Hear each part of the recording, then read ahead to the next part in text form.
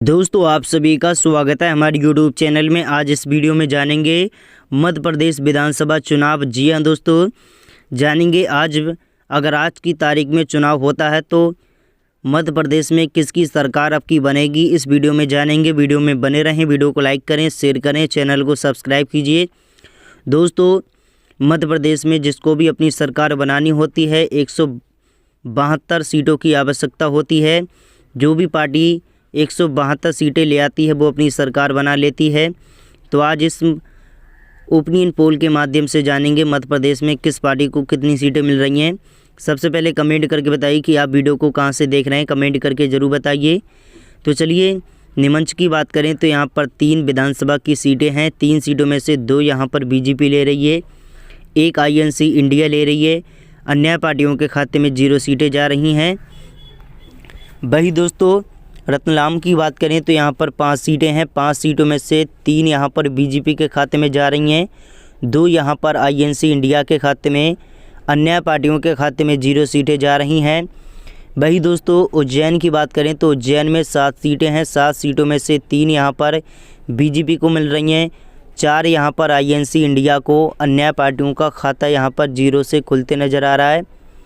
इंदौर की बात करें तो दोस्तों इंदौर में विधानसभा की 9 सीटें हैं। 9 सीटों में से 3 यहाँ पर बीजेपी के खाते में जा रही हैं, 6 यहाँ पर INC इंडिया के खाते में, अन्य पार्टियों के खाते में 0 सीटें जा रही हैं। धार की बात करें तो धार में 7 सीटें हैं। 7 सीटों में से 1 यहाँ पर बीजेपी के खाते में जा रही हैं, 6 INC इंडिया के खाते में, अन्य पार्टियों का खाता 0 से खुलते नज़र आ रहा है। भाई दोस्तों छबुआ की बात करें तो यहाँ पर 3 विधानसभा की सीटें हैं।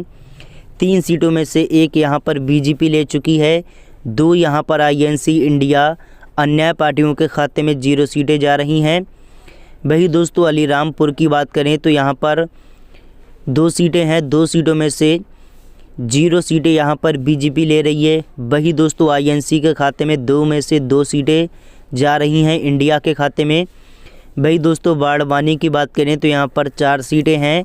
4 सीटों में से 1 यहाँ पर बीजेपी के खाते में जा रही हैं, 3 यहाँ पर INC इंडिया के खाते में, अन्य पार्टियों के खाते में 0 सीटें जा रही हैं। वही दोस्तों खरगोन की बात करें तो यहाँ पर 6 सीटें हैं विधानसभा की।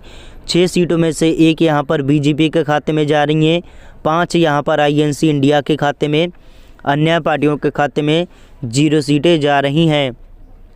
देवास की बात करें तो दोस्तों देवास में 5 सीटें हैं विधानसभा की। 5 सीटों में से 4 यहाँ पर बीजेपी के खाते में जा रही हैं, 1 INC इंडिया के खाते में, अन्य पार्टियों का खाता यहाँ पर 0 से खुलते नज़र आ रहा है। इस बार में देखा जाए तो मध्य प्रदेश में इंडिया अपनी सरकार बना सकती है, अच्छा बहुमत पा सकती है, बीजेपी को बड़ा झटका लग सकता है।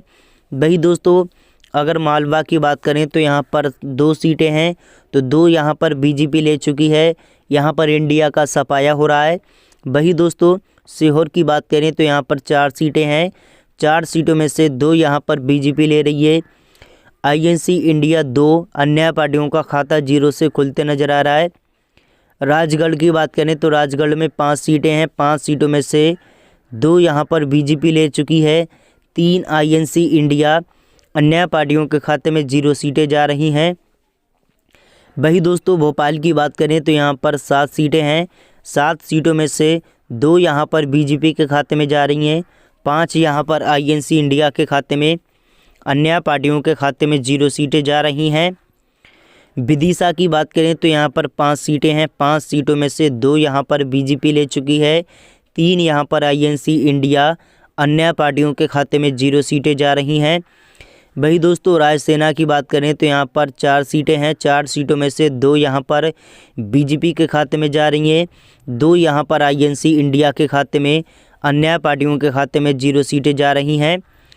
होशंगाबाद की बात करें तो दोस्तों होशंगाबाद में 4 सीटें हैं। 4 सीटों में से 2 यहाँ पर बीजेपी के खाते में जा रही हैं। वही दोस्तों INC इंडिया के खाते में 2 सीटें, अन्य पार्टियों के खाते में 0 सीटें जा रही हैं।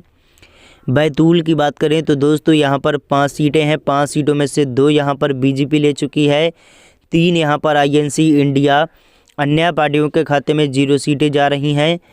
वही दोस्तों छिंदवाड़ा की बात करें तो यहाँ पर 7 सीटें हैं। 7 सीटों में से 2 यहाँ पर बीजेपी ले रही है, 5 यहाँ पर आईएनसी इंडिया अन्य पार्टियों के खाते में 0 सीटें जा रही हैं।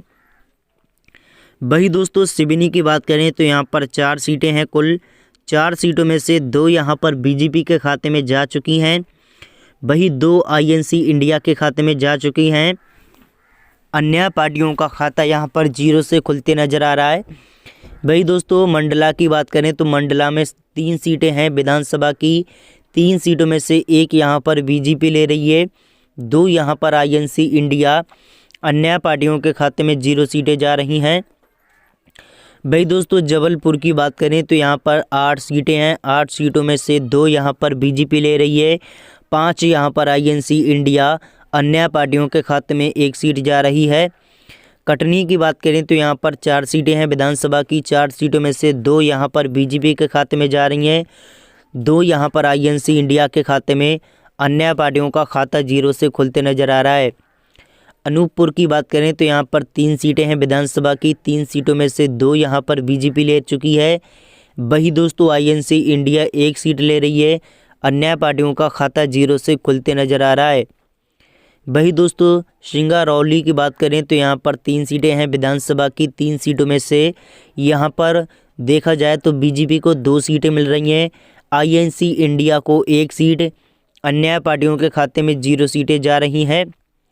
रेवा की बात करें तो रेवा में 8 सीटें हैं, कुल 8 सीटों में से यहाँ पर इंडिया गठबंधन को 5 सीटें मिल रही हैं, 3 यहाँ पर बीजेपी के खाते में जा चुकी हैं। वही दोस्तों पन्ना की बात करें तो पन्ना में विधानसभा की 3 सीटें हैं, 3 सीटों में से 1 यहाँ पर बीजेपी ले रही है, आईएनसी इंडिया 2 अन्य पार्टियों के खाते में 0 सीटें जा रही हैं। वही दोस्तों दमोह की बात करें तो यहाँ पर 4 सीटें हैं, 4 सीटों में से 3 यहाँ पर बीजेपी के खाते में जा रही हैं, आईएनसी इंडिया के खाते में 1, अन्य पार्टियों का खाता 0 से खुलते नज़र आ रहा है। वही दोस्तों निबड़ी की बात करें तो यहाँ पर 1 सीट है, तो 1 सीट में से आईएनसी इंडिया ले चुकी है, बीजेपी का यहाँ पर पूरी तरीके से खाता 0 से खुलते नज़र आ रहा है। सागर की बात करें तो सागर में 8 सीटें हैं, 8 सीटों में से 4 यहाँ पर बीजेपी ले रही है, वही 4 आईएनसी इंडिया के खाते में जा रही हैं। वही दोस्तों देखा जाए तो यहाँ पर इंडिया और कांग्रेस अपनी सरकार यहाँ पर बना रही हैं। अशोकनगर की बात करें तो यहाँ पर 3 सीटें हैं, 3 सीटों में से 1 यहाँ पर बीजेपी ले रही है, 1 यहाँ पर आईएनसी इंडिया अन्य पार्टियों के खाते में 1 सीट जा रही है। वही दोस्तों शिवपुरी की बात करें तो यहाँ पर 5 सीटें हैं कुल विधानसभा की, 5 सीटों में से 1 यहाँ पर बीजेपी के खाते में जा रही है, 2 यहाँ पर आईएनसी इंडिया गठबंधन के खाते में, वही 2 अन्य पार्टियों के खाते में जाती नज़र आ रही हैं। दोस्तों दातिया की बात करें तो यहाँ पर 3 सीटें हैं विधानसभा की, 3 सीटों में से 1 यहाँ पर बीजेपी ले रही है, 2 यहाँ पर आईएनसी इंडिया अन्य पार्टियों के खाते में 0 सीटें जा रही हैं। दोस्तों सोहेबपुर की बात करें तो यहाँ पर 2 सीटें हैं, 2 सीटों में से बीजेपी का यहाँ पर पूरी तरीके से 0 से खाता खुलते नज़र आ रहा है, यहाँ पर 2 सीटें यहाँ पर आईएनसी इंडिया ले रही है। मुरैना जिला की बात करें तो यहाँ पर 6 सीटें हैं विधानसभा की, 6 सीटों में से 3 यहाँ पर बीजेपी ले रही है, 3 वही कांग्रेस इंडिया अन्य पार्टियों का खाता 0 से खुलते नज़र आ रहा है। मध्य प्रदेश की कुल 200 सीटों के ऊपर हमने 230 सीटों के ऊपर चर्चा संपन्न कर ली है। दोस्तों मध्य प्रदेश में 230 सीटों के ऊपर हमने चर्चा कर ली है। देखा जाए तो इस बार में 52 सीटें यहाँ पर बीजेपी के खाते में जा रही हैं, इंडिया गठबंधन के खाते में 133 सीटें, अन्य पार्टियों के खाते में 5 सीटें जा रही हैं। मध्य प्रदेश में जिसको भी अपनी सरकार बनानी होती है 162 सीटों की आवश्यकता होती है, जो भी पार्टी 162 सीटें ले आती है वो अपनी सरकार बना लेती है। तो दोस्तों इस बार में किसकी सरकार देखना चाहते हैं कमेंट करके ज़रूर बताइए। वीडियो को लाइक कीजिए, शेयर कीजिए। हर दिन नए से नए वीडियो देखने के लिए चैनल को